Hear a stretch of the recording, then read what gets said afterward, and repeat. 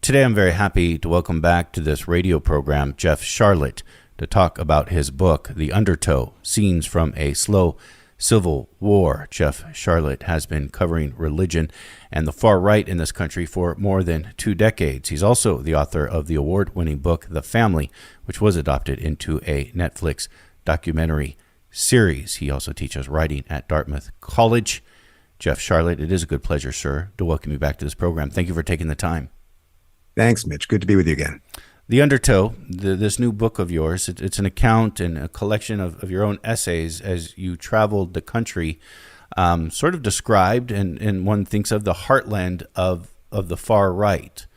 And when I saw that, when I first got your book, my assumption before I got into it was, okay, so he drove through the South, maybe the Bible Belt, maybe a little of the Midwest, right? And you did do those things, but you also spent considerable time in California. And I found this was really important because people think of California as being this extremely liberal state. Our politics, comparatively to the rest of the country, are pretty liberal. But what I think a lot of people don't understand is that outside of the bubbles of the San Francisco Bay Area, where I'm joining you from, or Los Angeles, which are big population areas, so that explains our politics, but very small geographically, considering the entire state. Once you get outside of these two bubbles, the California becomes much more like the rest of the country. Yeah. And I think, I live in Vermont, which has 600,000 people. And so while the far right in California is not electorally strong, it is nationally, politically strong. It's 10 times the size of my entire little blue state population, which, by the way, is not so solid blue either. And I think people the problem with that blue state, red state idea is it just distracts you, not from some wonderful purple we all get along, but the fact that these fault lines are everywhere. And so for me, this story, The Undertow, begins in Sacramento. When I'm home in Vermont watching the January 6th insurrection in 2021. And on that day, a woman from Southern California, down by the beach in Southern California, named Ashley Babbitt, 35-year-old Air Force veteran, climbing through a broken window in the Capitol, leading the charge, and was shot.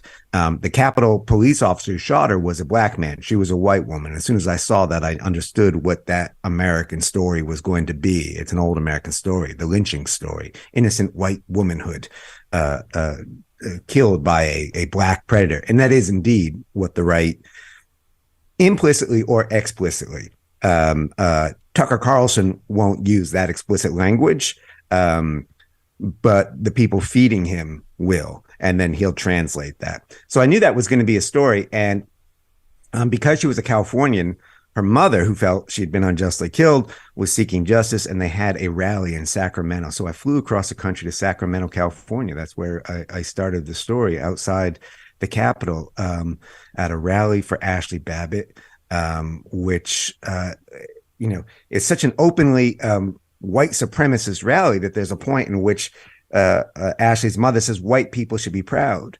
But let me complicate this for you, because the crowd of Ashley Babbitt supporters is about half people of color. And this is how that white supremacy works. It's what my friend Anthea Butler, a great historian of religion and the Black church, calls in her book, White Evangelical Racism, the Promise of Whiteness. And that was drawing people in. Same is true in Yuba City, California, where I traveled from Sacramento to a church called the Church of Glad Tidings, which has become a kind of a prominent right-wing church. Some people may have seen it. There was a little viral video of General Michael Flynn, Trump's first national security advisor, at the church being gifted an AR-15 up at the altar, an AR-15, which he joked about taking to Washington. This was all part of California. And in fact, actually at that church, which had its own militia, the California militia, they said, oh, we can give you a list of churches. You can just stay in California. You don't have to drive across the country. You can track down the state through militia churches. That's not to speak of North, or as they call it, the Free State of Jefferson. I'm sure listeners out there know about that secessionist movement. So, yeah, I think that's really important that we look at California And we look at all the blue states and we understand that this fascist moment isn't limited to a couple backwoods pockets. And not a historical anomaly. I mean, it could be argued that the modern day conservative movement came out of California. Yeah, yeah. Right. Orange County is something that sort of transformed that. Of course, Orange County now is fascinating because what I was interested, although it's there in California, there is also this sort of centrifuging. I did end up driving. I didn't stay in California. I drove across the country. I met a young family and they're like, oh, we're leaving California. In Nevada, I met a lot of refugees from California, folks from Orange County, the old conservatives from Orange County, moving to Idaho. So there is a sort of a separating out that's taking place and a kind of a turning inwards. It's the opposite of manifest destiny, this expansion. Instead, it's a kind of curdling, as people abandon any hope, the right especially, of coexisting with the rest of us and instead seek a mythical purity. Many months ago, we talked to a political scientist who talked about this very phenomena of Californians leaving California, and where they go, they're actually radicalizing and making farther the right the areas they're going to. Was that your experience? I think that's true when you have this sort of concentration of folks. I mean, but that's true. Look, that's true everywhere. I live in Vermont. There's just one little note in a book about a neighbor of mine called Nazi Ralph. And I call him Nazi Ralph because he has a swastika tattooed on his hand and on his side. And he moved up to Vermont from Massachusetts because it's the whitest state in the Union. And he became part of the Vermont Ku Klux Klan. Some listeners may know there's a Saturday Night Live skit about Klansmen moving to Vermont because it's so white. It's true. SNL didn't know how true it was. And his little corner around Killington, the Killington ski resort, people drive by and they see it so quaint. They don't realize it's a whole community of doomsday preppers, far-right extremists, lots and lots of guns. That is what happens. And then that feeds, it's a little bit like going down the rabbit hole online, following QAnon, but happening in real life. That's what happens at the rallies. That's what happens on January 6th. It's what happens on the internet forums. And I see it happening physically as well. I want to come back to Ashley Babbitt because I think her story is an important one. And you give it several chapters in your book, her story, and then sort of how she has become a martyr. You also go into great detail in describing what happened on January 6th from what we saw from the videotape. So you watched that closely. I remember at the time when it happened, and these things are always complicated, but I remember watching that at the time, wondering, and even thinking, and I even said on social media, I'm not sure she had to die right there. No, I don't. I mean, and that's an interesting thing. I was fascinated by the way in which, every time I give an interview and I talk about Ashley Babbitt, someone comes onto my Twitter and says something ranging from, well, she deserved to die, to some really foul, profane, misogynist stuff. And, I'm not crazy about cops killing people. I talked to a man named Seth Stoughton, former police officer, the guy who literally wrote the book on the use of police force. This does not make him some kind of right winger. In fact, he was a star witness in the prosecution of Derek Chauvin. He was the guy who said, let me show you, walk you through step by step why this was murder. He studied, and there's more than one video. There's many, many videos, some never sort of widely seen. And I spent a lot of time studying them all and every witness account, every affidavit. And he said, yeah, this is maybe not a righteous killing. Yes, she was a threat, but police officers are not allowed just to shoot anybody who is a threat. He shot, as he acknowledges, based on a misperception. He had been wrongly informed that shots had already been fired. But here's the irony. The right wingers calling for accountability for that police officer, they could have had it if they had passed the George Floyd Policing Act, which would have, right now, the law as written makes it incredibly difficult to prosecute cops. All they have to do is say, I thought my life was in danger. How do you disprove that? They don't have to be right that their life was in danger. They just have to think it. The George Floyd Policing Reform Act would have changed that. But it was the very right wingers who are coming out day after day. Representative Kevin McCarthy, another Californian, just met with Ashley's mother, saying, "Where is there justice for Ashley Babbitt?" They're the ones who ensured that she wouldn't get it. Ashley Babbitt, I want to be clear. Ashley Babbitt was a terrorist. She was not unarmed. The cover of my book is, in fact, the knife she was carrying into the Capitol. It was in her pocket. Yeah, it was in her pocket.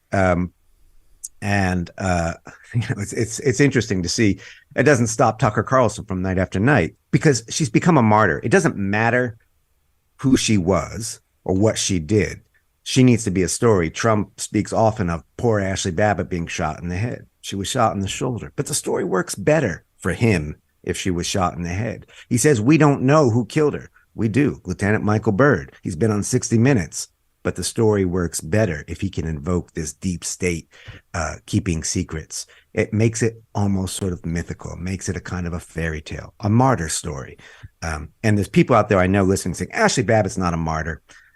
I ask those people to say, we don't get to decide who other movements' martyrs are. Ashley Babbitt died as a witness for her cause. That her cause was false, verifiably false, doesn't change the fact that in her movement, she functions very much like a martyr. Complicated person too she was. I mean, you do get into her biography some. She voted for Obama. Voted for Obama twice, was her second favorite president. Grew up Southern California, had a reputation as someone who stood up. She was a small person, but feisty, joined the Air Force at 17, served in Iraq and Afghanistan. A lot of people talked about the fact that she did not make it far in her 14 years of service. But from what I could tell, that was actually because she was the one who was willing to speak back to, the little tyrants who are in every workplace. In the military, that doesn't work very well. And somewhere she turned. And there's a lot of people like that. There's another woman that I write about in a chapter called TikTok, another Democrat, Austin, Texas, hipster. Consumed by QAnon. She doesn't become famous like Ashley Babbitt because all she does is take her car and ram it into other cars trying to kill people she thinks are abducting children. Didn't make national news, barely made local news. Ashley's not that unusual. Evelyn's not that unusual. Folks who are coming to this world not from the traditional right-wing feeders, although they're there too, but are coming through what they call the rabbit holes, whether it's of QAnon or another conspiracy theory. And what you have when you have a fascist social movement, any social movement, it's not monolithic. It's when a lot of different movements, a lot of different people who normally wouldn't be talking to one another start converging. Ashley Babbitt, who's no churchgoer, and the pastor from Oklahoma who holds up his phone right after she's killed on January 6th and says, a 16-year-old girl, an innocent little girl, she's 35, killed by this. Those are people who weren't going to meet in everyday life, but they converge. And I think that's the complexity of Ashley. And I wanted to dig into that because I think people want to sort of lean on this. It's very comforting, right? If we just think, oh, those fascists, it's just a bunch of knucklehead guys in big trucks and, and Oklahoma or fill in the blank of the state that you think isn't human. When we monster the other, we say it's not our problem in a way. We say we're not like that, but we are in the undertow with them, the undertow that is pulling us out to sea, right? What happened to Ashley, I'd like to think it couldn't happen to me, but it's happened to people like me. It's happened to people that I even there in Oakland, I would guarantee you almost all your listeners, they may not know it, but they have friends who have subscribed to some of the QAnon ideas. It's a really powerful myth, and it's sweeping people away right now. You have a quote in your chapter about Ashley Babbitt that I felt kind of gets to the heart of what we're experiencing right now and even sort of this divide in the country, and it's this.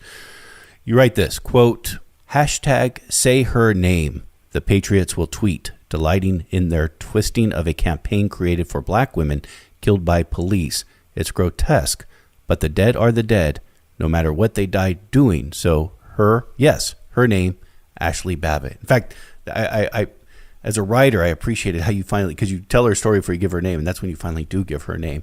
But this whole, when they started using the hashtag say her name, when I say I feel like this gets to the heart of some of the issues, is they feel as though, as a white woman, she is not given the same, I guess, respect or public outcry or advocacy as others get. And I think this is something we find among the right a lot, in which we see movements for social justice.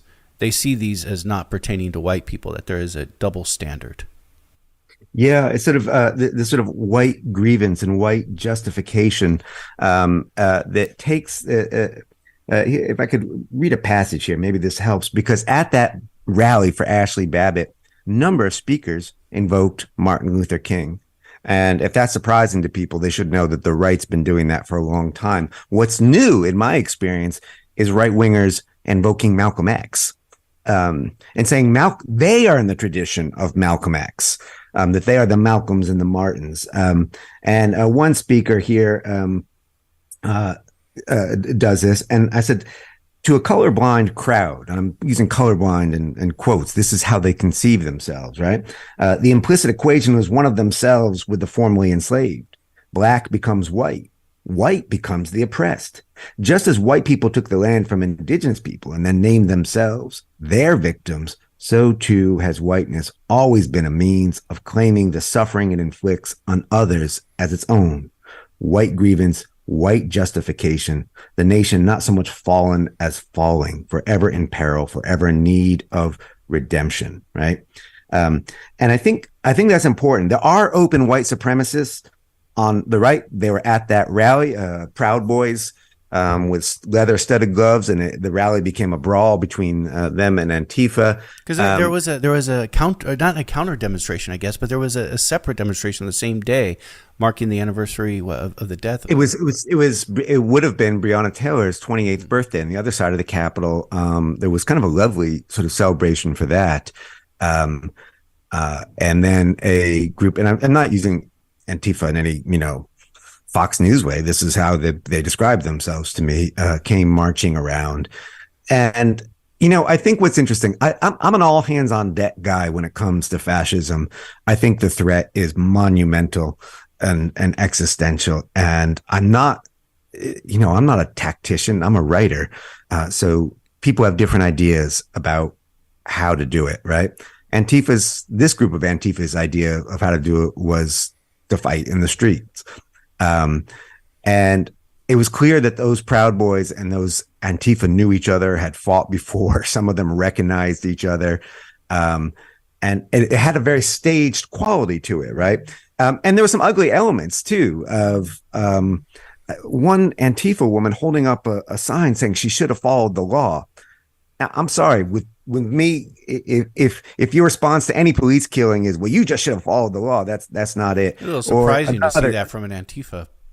Yeah, well, also trying to provoke the Proud Boys into fighting, so screaming at them, I don't like to use this language, but the word faggot. And they fought. And I think that's part of, when I think of the slow civil war of the title, and I think we're in it. People say, will there be violence? What do you mean, will there? Will there be violence? There's violence all the time. There's the violence of women now and people and pregnant people who are dying for want of reproductive care. There's all the trans kids who are now being criminalized in 20 states now. And then there's these Oath Keepers and Proud Boys and 3%ers and more, the men with guns who show up outside of drag queen story hours and libraries, schools, hospitals. And increasingly and understandably, there's folks on the left who say, well, if these guys are going to come with guns, we're going to have guns too. Sooner or later, if you line up two rows of people with guns, sooner or later, some shooting's going to happen.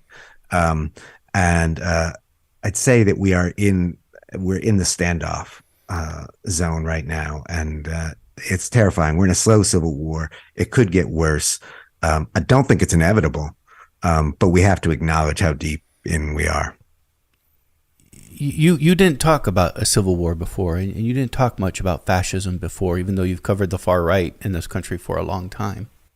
Yeah, I think we talked years ago about a book of mine called The Family, which is about the oldest religious conservative organization in the United States going back to 1935, founded by businessmen as a sort of anti-New Deal coalition, anti-labor coalition. They run the annual National Prayer Breakfast, and they recruit elites. Mike Pence, for instance, is a member. And in that book, I had a chapter called The F Word. And the F word is fascism. And this was a group that actually recruited former Nazi war criminals after World War II and had them advising conservative U.S. politicians. And yet they were not fascist. And here's why they weren't fascist, because fascism means something. There's more than one kind of bad under the sun. And this, again, is what I call to leftists and progressives. We need to get smarter about this. There's more than one kind of bad under the sun. But I thought, well, it's not fascism. I even said I didn't think fascism would come to America for this reason, because of fundamentalism. And it's in the book. I have a section where I say, I was wrong. I thought they would never switch out the Father, the God, for a Fuhrer. They would never give up Jesus for an actual real world cult of personality.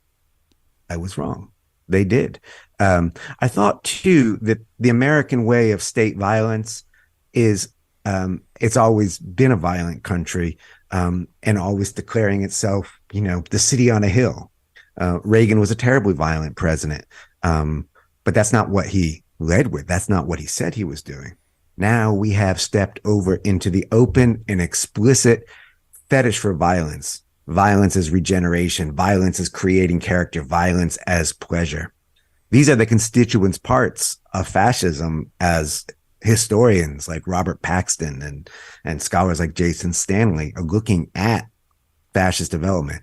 So I do think that we switched over. And I think Civil War, the Civil War started when I started traveling after January 6th, traveling around the country. And what actually kind of set me on the road was a survey of historians, scholarly historians, who said, we're closer to civil war than we've ever been.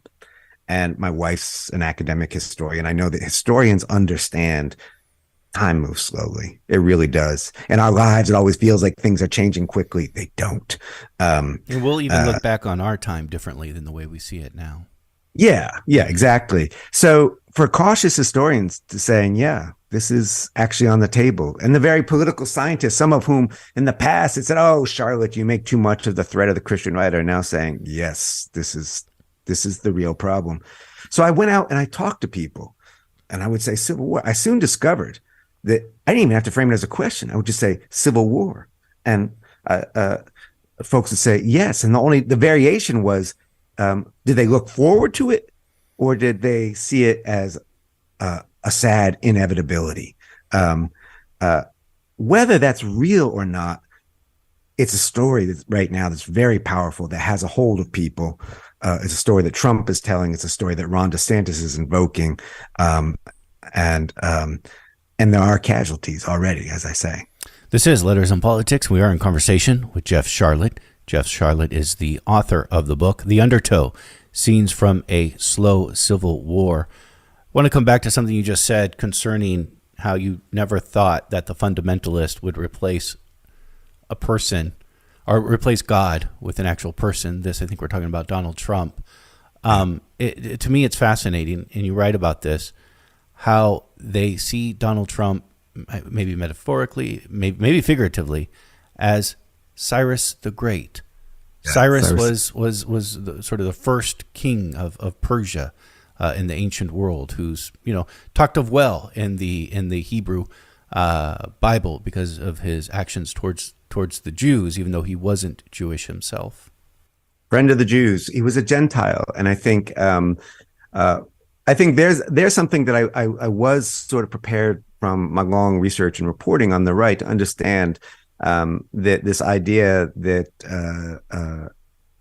Christian nationals can only support pious candidates, that's not true anywhere in the world. The family, the National Prayer Breakfast folks, have they'll work with anybody. They said, we work with power when we can, build new power where we can't. Some of their clients, one of their most infamous clients was the Indonesian genocidaire, Suharto, who was a Muslim. But he was willing to cut deals in return for American military support. Mike Pence arranged a big arms buildup for Sri Lanka, also not a Christian nation, but it's working with their idea of empire. So I knew that they could do that, but they had not done that in the United States before. And, when I speak of the undertow, I'm always interested in the way the ideas, there is a kind of trickle down fundamentalism. It's true in intellectual movements too. Ideas start one place and then sort of spread out to the masses. And then when they get there, the elites who created those ideas discover, oh, I don't own that anymore. I think that's very much happened with the Christian right, that slowly sort of broke down the resistance to, let's just find a man who can gain power. God's chaos candidate, as a Christian right bestseller called Trump in 2016, a wrecking ball. We know he's not pious, but that's what God wants now. He wants a weapon. It's come not to bring peace, but the sword, as Jesus does say in the Gospels. He's become a vessel. Sorry? Trump has become a vessel. A vessel, yes, exactly. I think that's, of course, a kind of sophistication about power and movement building. If we look at the sophistication with which the right waged its 50-year campaign against Roe, working with politicians whose views they didn't share, step by step, incrementally doing this, I think they were able to do it. And so I follow a religious current through the book. I've always been writing about religion, from a kind of banal celebrity church in Miami called VU Church, beautiful people, Kanye West and Justin Bieber's pastor, in a prosperity gospel church, through to the religiosity of Trump. And you could see it transforming in real time, because in those crowds, and I first started covering it in 2016, in those crowds, most people don't go to church. They're not actually churchgoers. I'd seen this reporting in Russia. I reported in Russia in 2013 in the beginning of Putin's anti-LGBT campaign, when he said, like, here's how I'm going to solidify power. Putin doesn't care about these issues at all himself. He just knew that this was a good enemy within. He invoked the Russian Orthodox Church, and the Russian people loved it. They don't go to church. I mean, the numbers are in like the single digits percentage-wise, but they love the idea of the Holy Russian nation. So too, Proud Boys don't go to church. Roger Stone isn't going to church. Trump sure isn't going to church. But that's not what Christian nationalism is really all about. Jeff Sharlet, a few days ago, we had on this program Bart Ehrman, a religious scholar who has just written a book it's called Armageddon, and it's about Revelation. Yeah. And Revelation, it's pretty mind-blowing. And, he goes through Revelation. He says a literal reading of Revelation, which became kind of a predominant way of evangelicals last couple hundred years, has had real world consequences. Do you see, when you talk about religion, when you talk to people and when they talk about civil war, do they see this as end time? Some do. Some see it as the interlude to the great utopian sort of authoritarian world to come. Some experience it as a democratizing force, something like they've never experienced. And I can talk more about that, because they're not entirely wrong about that. There are elements of that. But what Bart talks about is the sort of, I think of it as the concretization of metaphor. You take a metaphor like, for many evangelicals, spiritual war. Spiritual war is a concept that in its roots is much like jihad. Jihad is also not a scary thing. Jihad is someone trying to make themselves a better person, until you start taking the metaphor literally, right? So if you've got war metaphors and you start taking them literally, you end up, as I encountered there in Yuba City, California, a church with its own militia. And I started discovering that there are churches arming up In Omaha, Nebraska, pastor invokes Psalm 23, one of the very gentle ones. Thy rod and thy staff, they comfort me. He points to the men with guns in the back of the church. He says, thy rod is a gun. And one of the gunmen there, in fact, ended up saying, threatening me with a gun. You're going to get out of here. I think that concretization of metaphor is sort of the moment that we're in, and civil war is that too. We have to remember, for most Americans, unless they grew up in another country, civil war is just a metaphor. It's a story. And throughout the book, I look at the stories. I mean, Joan Didion famously says, we tell ourselves stories in order to live. I look at the stories they tell themselves. So many of the men with guns, what are they doing? They dream of a civil war they think is going to be like the movie Red Dawn. They think they're going to be a noble band. I have to say, some on the left have fallen for this too. That's not how the conflict's going to work, but they imagine, they think I'm going to be Patrick Swayze up in the mountains shouting Wolverines and I'll shoot down the enemy plane with a single bullet. So we've been taught that it will work, but that is a concretization of a metaphor that leads two lines of people with guns facing each other. And sooner or later, it's already happened in a few places, but it hasn't sparked. Someone takes a shot. The great fear, I think, is not of the militia marching on the Bay Area. That's not going to happen. The great fear, and as a really overlooked piece of opinion journalism recently, was three retired senior generals writing in the Washington Post saying the threat here is that the military is not as unified as people think. And if we get a crisis in the chain of command where commanders do not know who's president, or think they can decide for themselves who's president, now suddenly we're talking about a scale of force that is absolutely terrifying. I don't think we'll get there. I think we can turn back, but that is on the table.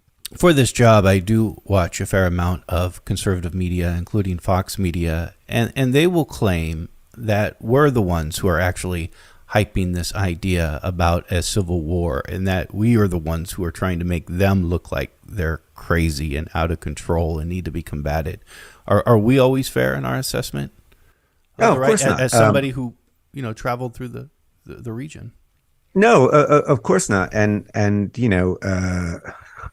I mean, even doing interviews for this book, I've talked to journalists living in, cities I love, saying like, look, I just think we just have to divide it up. That's also a fantasy that will not and cannot work. You know what? Let's just say we'll go our own way. You can have Georgia, and leaving aside all the people to whom that you abandon to that authoritarian control in those places, or leaving aside. I have a chapter about Wisconsin, which is a majority blue state, so gerrymandered that it has an unbeatable far right state legislature, in which, after the fall of Roe, became the only blue state to have no abortion, no exceptions. Reverted to 1849 law. Should we abandon them too? Here in Vermont, before the show, we were talking about some of these sort of doomsday preppers up here. So they're stuck with us, I guess. Yes, that fantasy is there on the left. However, the right-wing media saying, "Oh, it's the left hyping this." No, I mean, you and I have been following right-wing media for a long time. The reason I used to discount civil war is because it did used to be such like a bubbling mess at the fringe of right-wing rhetoric. And then maybe about 4 or 5 years ago, I saw it start moving in to more and more respectable circles of the right. And now here it is. We have, Congresswoman Marjorie Taylor Greene, easy in California to say she's a kook. She is, the second most powerful person in the Republican House. She's talking openly. Most? Yes, I think that's fair. I think Kevin McCarthy is still, he is the speaker. She doesn't hold the position she's not majority of the second leader. most powerful person, but she is effectively. I mean, she's got. Would Kevin McCarthy even be speaker without her support? I don't think so. And she's speaking of a national divorce. So they're just they're not being honest about that. That is language. I've got a stack of books. I collect these self-published right-wing novels that are all contemporary Civil War fantasies. I say self-published, it makes it seem like fringe. They sell a lot more copies than I'm ever going to sell of this. Yeah. That's a point I make somewhere in the book is that, in fact, I'm talking to a woman named Diane, a QAnon adherent in Sunrise, Florida, a blue part of Florida. And she's telling me that the Las Vegas mass shooter, the man who murdered 59 people at a concert in Las Vegas, remember, was actually part of an Islamist plot to kill Trump. And we know this because there was a man on the same floor who had been seen eating Turkish kebab. It's so ridiculous. Like, oh God, I remember when I talked to her and I'm listening to my recording of our conversation, I'm like, I can't use this. It's too nutty. The same ideas show up on Tucker Carlson from a congressman who's a former general, right? And that's not fringe. You and I right here, we're the fringe. Tucker Carlson has a platform bigger than all left media combined. The number one platform in the country. Yeah, it is. And I think that's what's so hard for many progressive and left people to understand. We still think that somehow, even the lefties who don't want to be the center still think that we're the center of things. We're not. These ideas that we're talking about, that's the fringe. We're the ones who are going to have to come with the imaginative power to take back some ground. I do try to check myself when we talk about these things because, as you said earlier, we all know folks who at the very least have sympathies for the far right, that we characterize as far right. And when I think of these folks, I'm like, well, they're not terrible people. No. They're not Nazis. They're not Klan members. Are they? They don't think they're racist. I might think they have some racist issues, but they'll tell you. There was a time where it's like people were very proud to be racist. They would straight up tell you they don't think they're racist, and so sometimes I do try to check myself. Like, okay, what is our role in this dynamic as well? I don't subscribe to that. I think we are. The book is organized around these sort of three songs. Deo by Harry Belafonte, and we'll talk about the sort of why I bookend with this seemingly silly novelty song. The middle is Dream On by Aerosmith, heavy rotation at Trump rallies, and it's sort of a way of thinking about vanity. And the last one is Goodnight Irene, which is a lullaby, but is actually an elegy. But there's another old labor song, Which Side Are You On? By Florence Reese in the 1930s, Bloody Harlan, the striking miners, back when miners were on the left, right? And there are moments when you get to a which side are you on situation. And I think the right has forced that, right? I don't like to think in terms of sides. But as a parent of a queer trans kid, it's a which side are you on moment. There's an are you standing over here with the men with guns, or are you saying no? Right? You can't be like, well, I'm really kind of in the middle. I can't make someone show up with guns. You can't provoke someone to hit you. No one made. So one of the defenses a lot of the insurrectionists use, and I've read all their affidavits and ways, it's like, well, I was made to do this strange passive voice. The police open the door. Well, and then you walk through, right? We can't make you commit violence. People choose violence.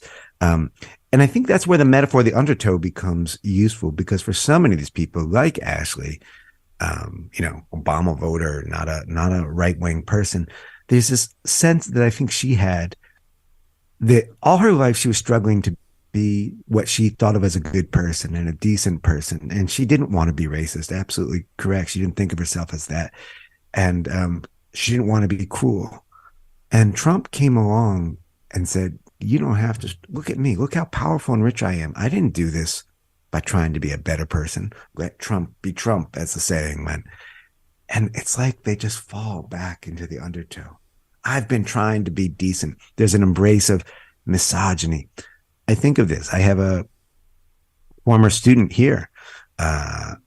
a lovely guy, and a full. I think fascist is very much the right term now. How did he get there? He got there by paying attention to U.S. imperialism in Yemen.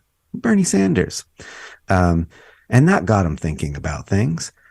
Then he moved over in COVID to anti-vax politics. And that started carrying him rightward. And then he falls down the rabbit hole. And now there's not an aspect of it that he does not believe. He's a sommelier. Still a lovely guy. If you met him in a restaurant, he recommended wines to you, you'd think, what a charming, thoughtful, literate guy. And he believes in holy war. Those two things we have to understand coexist. But nobody made him go there. I don't think you can look at American imperialism in Yemen. To critique that, you don't have to become a fascist, right? We can look at, in the book, there's a chapter I'm looking at the role of misogyny and all this, and the men's rights movement, which is the nastiest movement I've ever written about. And you've written about some pretty nasty things. And they are the worst. They're not the most powerful, but they are the worst. Every right-wing movement I've ever gone to, it's part of what's interesting is that they're always more fascinating, more complex than their caricature, except these guys. And their caricature is dumb, and they are actually dumber. They have all these real issues: suicide in men, and incarceration, and labor, and mental health, and custody. And instead, they sit around and they talk about their ex-wives, their ex-girlfriends, the girlfriends they never had, the girlfriends they had a right to, like in California, the so-called supreme gentleman, Elliot Rodger, a hero to some, who went on a killing spree because he was denied the girlfriend he thought he had a right to. And he would say, and they would say all the time, I was provoked. It wasn't. I met, in fact, one man, a so-called age of consent activist. These are men who think it is terribly unfair that they're not allowed to pursue their pedophilia. These are the same guys calling Joe Biden a pedophile. Age of consent, this man says, should be 12. He's a registered sex offender, and he was wearing a T-shirt that said "free." I'm not going to say the man's name. Another man is serving 10 years. What happened? It wasn't his fault. He groomed a young woman. She sent him naked pictures. What was he supposed to do? Of course he had to act. You can't make someone cross that horrific line. I think you wear a short skirt in an alley, you're not inviting anything. I'm on a college campus, and where some of that rhetoric still exists, someone gets sexually assaulted. Well, what were you wearing? What were you drinking? You can't make someone attack you. Right now, the right is intensely attacking a lot of vulnerable folks. And whereas we can talk about tactical errors, strategic errors, things I disagree with, and the Democratic Party easily all day long, nobody made them do this. Imperialism is an interesting issue right now that you mentioned, in this case, concerning this man in Yemen. It does seem imperialism and just a hatred towards the establishment itself has united elements of the right and left. Well, are they still left? I think of it as, the journalist Matt Taibbi, the Taibbi slide, where, or the Glenn Greenwald, I don't know what to call what he's done, right? It's a well-trodden path. Christopher Hitchens took it before that, although on behalf of Empire in War. You see something in a right-wing critique which has substance, and there are right-wing critiques, or you see the isolationism of the right, and you don't look too closely, because Trump didn't fight less war, he fought more. There is a rhetoric. He didn't create a war, though. He didn't start a war. Sorry? He didn't start a war. No, he didn't start a war. 6 of one, half dozen of the other. I mean, to me, this is like the folks who get caught up into debates about who's worse, Hitler or Stalin. After the first million, I tend to think that we're in territory where we're talking about real evil. And I think this is true here, right? You can look at the American establishment, the way the Democratic Party does not offer an anti-war politics. So that in Trumpist movements, I found any number of Iraq veterans who were bitter and would speak a language that sounded left, blood for oil. Their diagnosis is correct. They were sent to bleed for oil. I agree with that 100%. I was out in the streets. My very first protest arrest was in the first Iraq war. That shaped my whole political life. That doesn't mean that their prescription is correct, that the solution is the strong man, that the solution is an interlocking network of strong men. The isolationism of the Trump movement, of Trumpism, that sees that says, hey, let's not build up to a giant war in Ukraine. This is not peace loving. Trump has always been, he was clear about that in 2016. He thinks like a gangster. The movement thinks like a gangster. I own this piece. That's Putin territory. It's like, that's Genovese, that's his borough of New York or whatever. This is a division of the world between strong men. It is not democratic. There is no common cause with fascism. There can be some common cause against fascism. And we have precedents of that in U.S. history. We have the Popular Front, which fought fascism in the 1930s, communists and Democrats. We have the example of the Weimar Republic, where the left and the liberals would not work together, and we saw who won. But I guess at this point, I think, having been in these places long enough, I think those corners of the left that say there's no difference between Biden and Trump, that is a profound naivete, and that's no defense of Biden. There's a difference between, slowly inching toward the cliff and hitting the gas and driving over it. Jeff Sharlet, as we move to wrap up here, you mentioned that you are the father of a queer child, and this is not to get you to talk any more about your child than you want to, but the transphobia of late has been intense, especially intense before this occurred, but after the school shooting in Nashville, watching Fox News again, and they constantly refer to the killer as the trans killer. Right. 90 school shootings so far this year, one by a trans person. The other 89, I look forward to Fox's crackdown on cis het people who are mostly responsible for the other 89.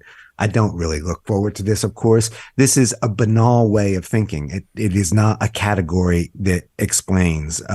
But you're right. Last night, I tuned into this stuff. I followed pretty closely. And last night, Tucker Carlson took a huge step, said trans people are the enemy of Christendom. Now we are in holy war rhetoric. I think, and this is, that murderer in Nashville, cursed be their name. I have no interest. I've also seen some rhetoric of saying, well, they suffered and so on. Many suffer. We don't pass on the pain, and those who kill, I don't need them. But yeah, it is a terrifying turn. It is the front line right now, this slow civil war. It's calling for us all to pay attention. I am willing to talk about my kid, and they've given me permission to do so. Because look, I've been writing about this for 20 years. I vowed not to write about this stuff anymore, but I'm frightened for my child. And they want me to do something. Well, this is what I know how to do, is to go around and report and talk to everyday people and find out what's going on, and to try and map this menace so that we can find a way through it. Jeff Sharlet has been our guest. Again, he has joined us for a conversation about his book. It's called The Undertow, Scenes from a Slow Civil War. Jeff Sharlet, I've enjoyed our conversation very much, and I thank you. Thanks so much, Mitch.